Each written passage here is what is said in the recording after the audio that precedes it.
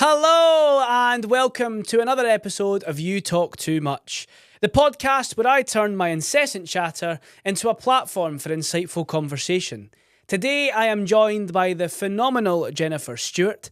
Jen is a singer-songwriter from Edinburgh and her latest release, Save It For Later, is out now. I am delighted to be welcoming Jen onto the show. Jen, thank you for joining me. How are you? I'm good, mate. How are you? I'm good. We've made it work. I know. We're here in the studio in a day of sunshine. I know, it's so nice outside and we're in a wee box. Typical Scots who have picked summer to come inside. I know. But how you good? I'm good. Yeah. Yeah? Busy? Feeling good. Yeah.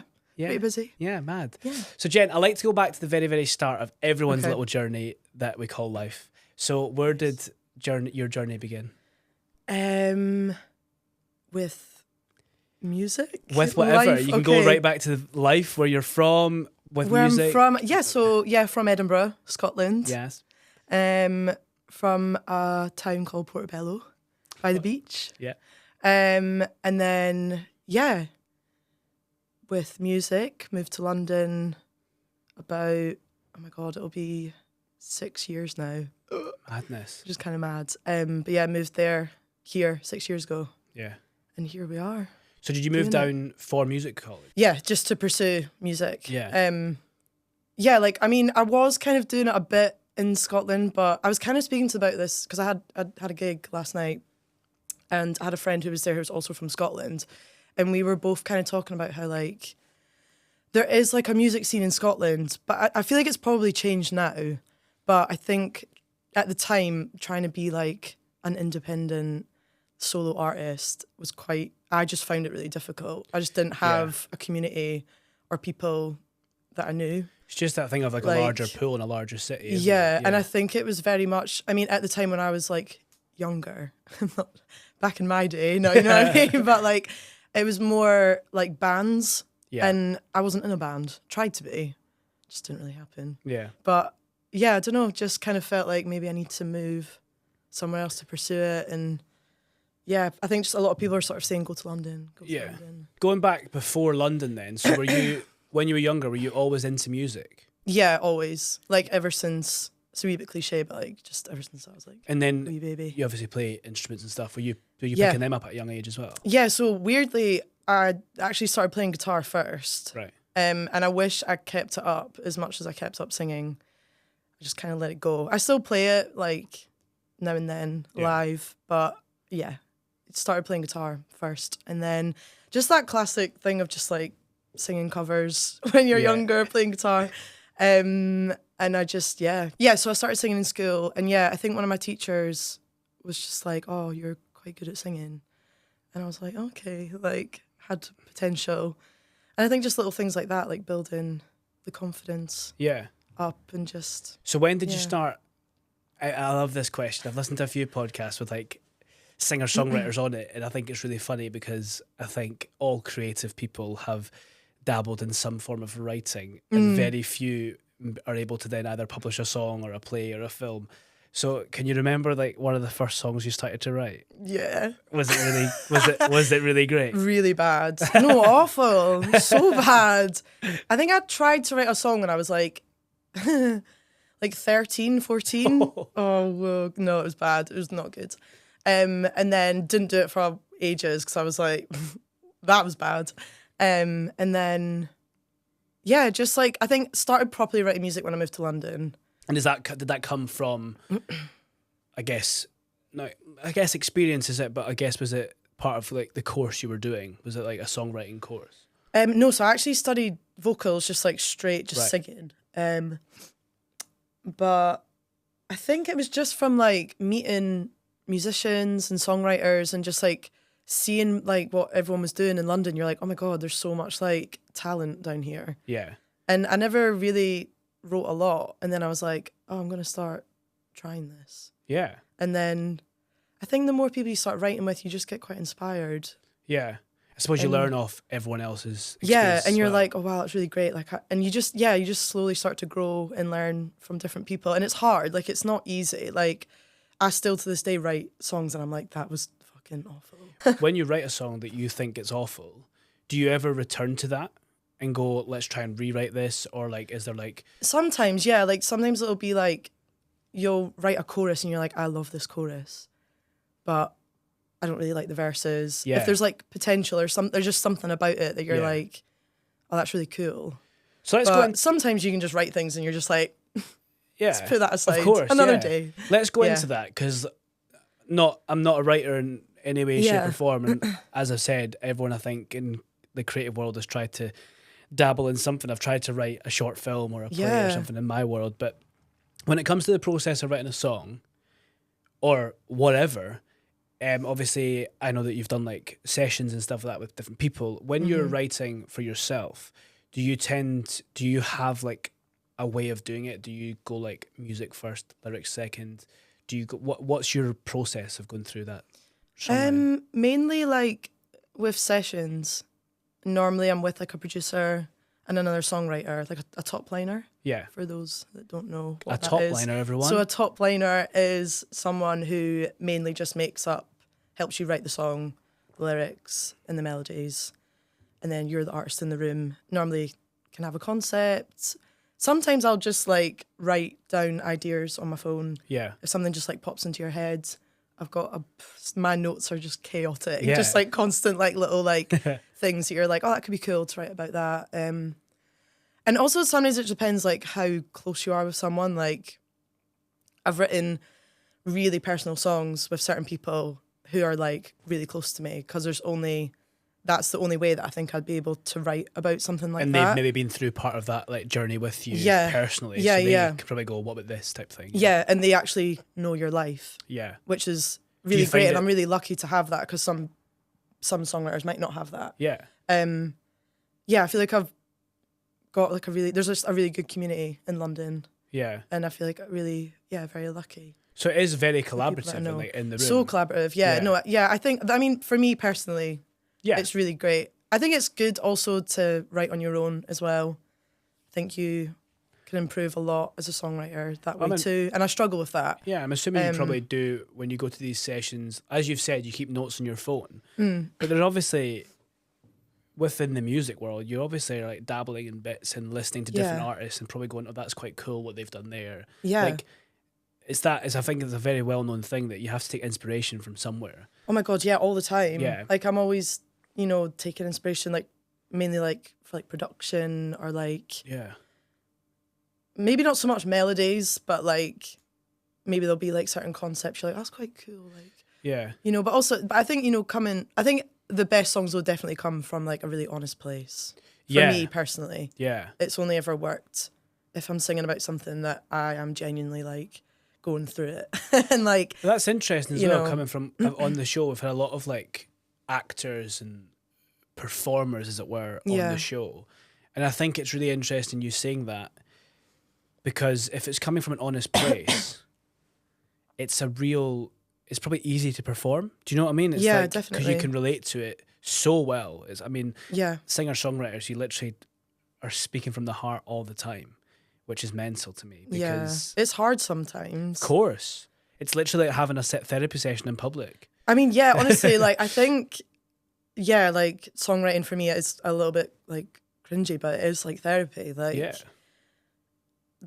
I've been through some like really hard times, and like I think being able to write about it and having people around you that you can do that with, like I feel so lucky that I've been able to do that, because I definitely think it's gotten me through some like really like rough patches in my life. But I think that's great to hear, because definitely therapy I think is unique to everyone, and I have an opinion that everyone should go through it. Definitely. Even if you feel good, like I've got friends that feel good and go to therapy to talk about how good they feel, and that's a good thing if you're able to get I that. wish I could do that. It's hard though. It's hard, it's really hard, and these things, you've got to have a bit of equity about you to be able to afford it. It's not always available, and like recently on the show we've partnered with a charity that are trying to make it more affordable for creative people, which is great. And I think the fact that you said it was cringy there, but what I really like about it is there is like a way of just writing down your feelings that's a part of therapy. And I'm saying it's cringy, it's not. It's actually really healthy. Exactly, it's really healthy, but it might feel a bit like I suppose the cringy part might be like you're then going to write a tune to it and sing it to however many people. Yeah, and it's really vulnerable. Like I think people think like, oh, I mean people who are songwriters and like know that it is vulnerable, but I think to people maybe like friends and family that just know that I do it, I think sometimes maybe don't realise the extent sometimes that you've got to go through to like talk about these things. And like I've cried in sessions before, like if I've written about something really personal.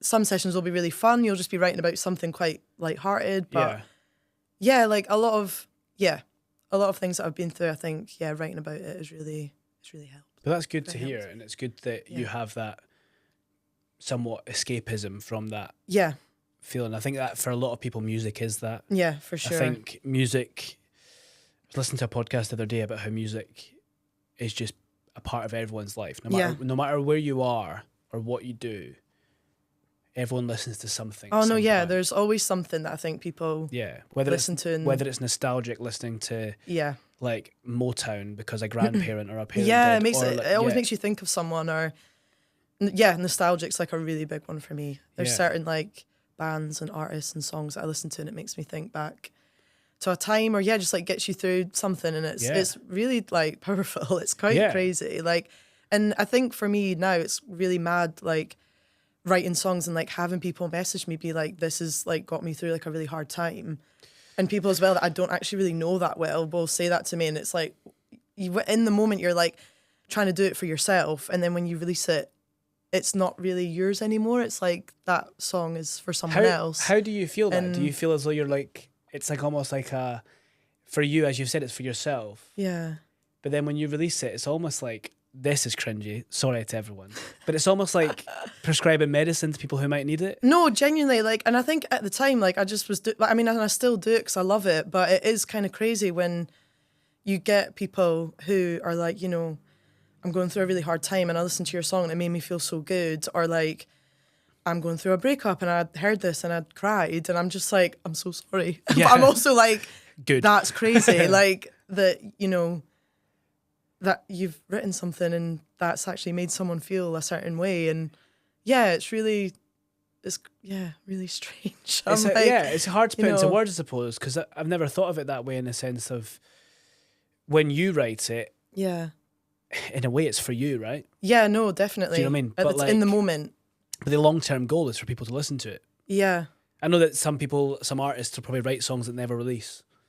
Yeah. And like, maybe they release them 10 years after they're dead or something. It's like this album that releases and you're like, wow, that's cool. Yeah. But like, I think that's really interesting. I've never thought of it as from an artist's perspective, only as a consumer, that when you're writing, you're literally giving people permission to feel the same or have a feeling on that. That's everyone, like, most people can relate to it. Like, they'll be able to relate to something, and it's kind of crazy because like you're saying, like, just because in the moment, like, you just write it. And when I'm writing songs, I never really think like, oh, I'm gonna release this. Like, I need to like take a second to like listen to it and see how I feel about it. Like, I normally just try and just do it, no pressure. If something happens, it happens. But like, it's just kind of crazy, like, afterwards. What is that feeling, releasing your music into the world?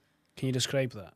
I'm not gonna lie to you, it's quite an underwhelming feeling. Like, it's great. I think in the long run, like, it's really cool when you get messages from people being like, you know, this is sick, I love this. But I think like release day is always actually quite an underwhelming feeling, because you put so much time and effort into something, and then when it's out, you think like this big like bang is going to go off, and I mean, you just go on your phone and it's on Spotify and you're like, oh, cool. And you're like, yeah, great. But it is also... On to the next one. It's really sad. It is a bit like, you're saying that, but it is that thing of the way the world is with like social media platforms. Yeah, it's so now. fast. Literally, one song could blow it up. Yeah. And that, to me, is crazy. Yeah. I mean, I suppose that's about a lot of things in life, that one opportunity or one thing you do can launch another option or whatever. But in the music world, it quite literally can happen overnight. And that's... Yeah, especially I think now with like social media and like TikTok and stuff, like everything moves so quickly, which is hard for musicians and artists, because I feel like there's this pressure to like constantly write and release music. Yeah. Whereas...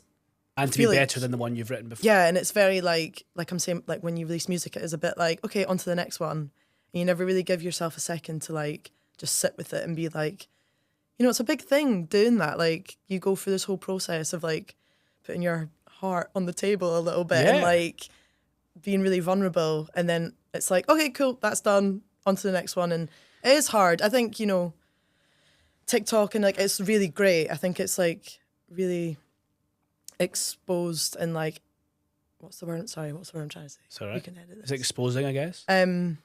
It's like introduced a lot of like new music that like I don't think any of us would have like heard. 100%. I'm going to a gig on Friday from I think it might have been actually a band that you shared. Okay, cool. Tours. Yeah. Yeah. I'm going to see them on Friday because again, I think you shared them and then all of a sudden obviously the algorithm does things. Yeah. And then yeah. they kept popping up and I was like, I actually really like them. Those guys are amazing. Yeah, it's a good little vibe. And like they haven't released loads. They've released quite a lot. They've got a good disco like on Spotify, but it's amazing. Like it's about what yourself do. I think have they released an album? Yeah. Shows you how ignorant I am. Like, no, I think they have, but it's just like that is like an example. Like they've blown up, I think, because of TikTok. Yeah. And it's because those guys are really talented. Like they've been at it, I think, for a while, I think. Yeah. But yeah, it's like really great, but it's also there's like a kind of a bad side to it because it gives you that pressure to like constantly be making content and constantly having to like produce music all the time, and it is making a lot of artists and songwriters, it's just like it's draining. Like it's hard. In a sense, as an independent artist who's probably got a little team but not a massive social media team and all that, you're doing that on your own back. Yeah. How have you seen the industry like kind of shift in priority of like how much time you spend in the studio compared to like how much time you're creating content? Like massively. It's a lot more like you feel this pressure to like I need to like be making content all the time. Yeah. And I've like really struggled with that, like making TikToks and like constantly trying to like be present on social media. And then working a job to be able to fund I know, all that. and that's another thing I feel like people just like, a lot of people don't talk about as well. Like musicians, actors, like we've all got like a side hustle. We've all got like a part-time job or like other work, like living in cities, like it's expensive, it's hard. Yeah. And like I think a lot of people, and I'm quite like, you know, guilty for it as well. You want to present yourself as like, oh, I'm just a musician and like I just do this. Of course. And it's like, no, like I work and like have to, you know, make money and like it's hard. I've got bills to pay. And like it's hard trying to juggle it all. And a lot of people probably don't understand that. I mean, we can talk about your recent support gig that you did last year. Yeah.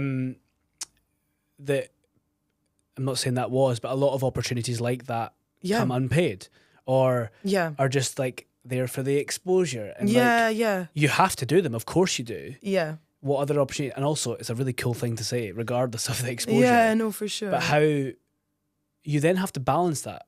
Yeah. The pay bills are still, regardless, the bills have still got to be paid. Yeah, for sure. So it's the thing. I think since starting this podcast, I'm really enjoying the fact that a lot of people are really owning the fact that they might have done X, Y, Z in a career, but they're also having to then go back to work in that bar or go to that coffee shop. And it's crazy. Like, there's people who have got like hits in like the top 10 charts and like have to work a part-time job still. Like, it's crazy. It's kind of mental. Like, you look at that and think like they must be smashing it, but there's still people who are like, you know, still work. And I think it's a bit messed up that is the reality. It's mad, of it. But I don't know. I think it's hard. I think I'm trying to just still do it because I love it, and that is why I'm still doing it. And that is important. I think going into this thinking you're going to make loads of money is, I mean, it's a good goal to have, but I think you definitely can't go in it straight away thinking like I'm going to make loads of money doing this. It's definitely a long game. Yeah. And it's the same with acting, I'm assuming, as well. Like, it's hard. It's the thing that a guy I follow on social media really says, and it's in a different way because it's actually to do with like the stock market and crypto. Right, okay, yeah. But he says something that really resonated, which was patience pays. Yeah. And I think for me, it's a bit like the journey of an actor or a musician or a creative person. It's so up and down. Yeah. And like, patience does pay. Yeah, definitely. Now that pay might not be life-changing, but it might give you 3-4 months where you can be what you want to be that dream, be that artist, be that creative person for sure for that period of time.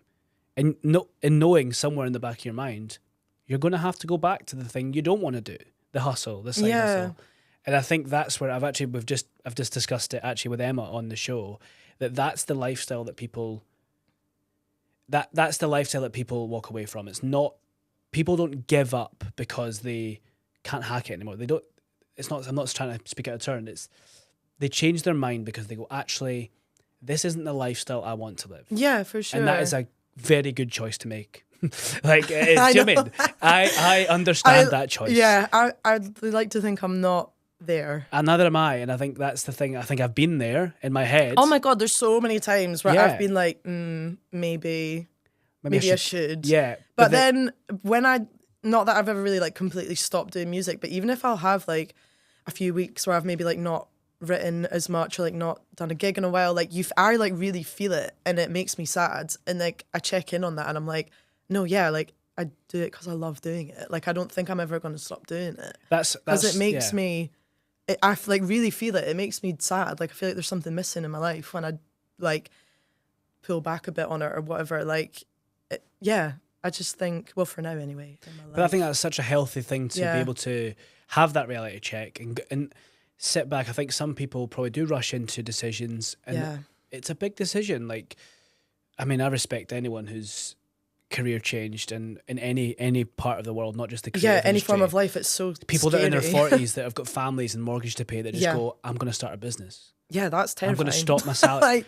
like fair play. Yeah. Well done, because you should be like, we've only got one life, and actually in the grand scheme of things, we're not here that long. No, I know. Even if you do live to whatever the oldest person in the world is now, 110 or something, like, I mean, you don't have that long to live. So like, make the decisions that you want to do and be happy with it. And like, if you are going to have sad moments, check in with yourself and go, it's all right, it'll come. And it's okay to feel like that for a bit 100%. As well. Like I think I've been like that before as well. Like I really beat myself up about it, and I'm like, no, just sit with it, and then like you'll be fine. You'll pick yourself back up. It'll be good. But it's like, yeah. I think I like what you were saying about like, again, a little bit cringy, but like you've only got one life. But it is like true. Like when just you think like about do it, what like try and do what makes you happy. If you've got something in your life that like gives you joy, like just go for it. Like whatever it is, even if it's like every now and then, like, or once, or if it is your job, or if you do it part-time, like I think even just being able to do that is so great. I just think it's cool that between us we've found something that we can do and get paid for it, and it's also like a good hobby. And I also really admire people who, let's take people who want to sing and they go for singing lessons just because they want to sing. Yeah, that's great. Even that in itself is like great. Sing allows you that. Just sing. Go to that Cosmopol in Glasgow and get that karaoke gig out and live your best life. Literally. But yeah, I think we put too much pressure on ourselves, especially again maybe living in a big city like London. It's like you need to hustle and you like need to be like so successful, and it's great to like graft and have goals, but I think we need to be kinder to ourselves 100%. As well, because you know, if I'm ever feeling like that, I try and like like you said, like check in on yourself, and like me, 15-year-old me would be like buzzing, like knowing what I'd be doing now, and like sometimes I forget about that, and it's like sometimes I try and think like that, and you feel a little bit better, but you know, it's that's really like heartwarming actually. Yeah, no, for sure, because I think you sometimes just need to like check in on that 100%. And like how far you've come. With you saying that, I'm going to ask you a question that I think is really cool, and you might not have the answer for it because it's a bit cliche, I suppose. You're talking about younger you there. What if you were to do one gig, release one album, whatever it would be, what would be your next, like, this is class moment? Like, what would be your thing of like, it might not even be a headline thing, it might not be a big thing, it might just be like, what would be your, as Jen Stewart, singer-songwriter, what would be like, this is cool, I don't want to say I've made it, but do you know what I mean? Because it's not that about that. It's about this moment in my life is like a highlight, and that's cool. I think playing Glastonbury. I think no matter what stage it is, that festival is just so iconic. Yeah. And I don't think it's so much like I've made it. It's not. That's what I was trying to think, because I always think like another annoying thing about this industry is like I think the goalpost always moves no matter like what you do. Because even if, I mean, I'd like to think one day we're putting it out there. Yeah, we're I putting it will out play there. Glastonbury, but I know for a fact I'll do that, play a certain stage, and you'll go, that was amazing, but I want to do the pyramid stage now. Do you know what I mean? It'll and then when you get the always pyramid just stage, I want to do the headline spot. Yeah, like and then when you do literally. that, 20 years time, I want to do the legendary spot. It's yeah, like, literally, I want to. It's always gonna move, I think. yeah, But for me, that's epic. I don't know why. That's a big like. I had a feeling it'd be a Yes. festival. I don't know why. 'Cause I think Festivals are fun. they're just like good vibes and cool. And Yeah. like, hopefully it's sunny in the summer and it's know. like just nice vibes. Please. Um, But yeah, Jen, where can people find your music? Where can they listen to your music? on Spotify, Apple, All streaming all platforms. streaming platforms. There we are, yeah.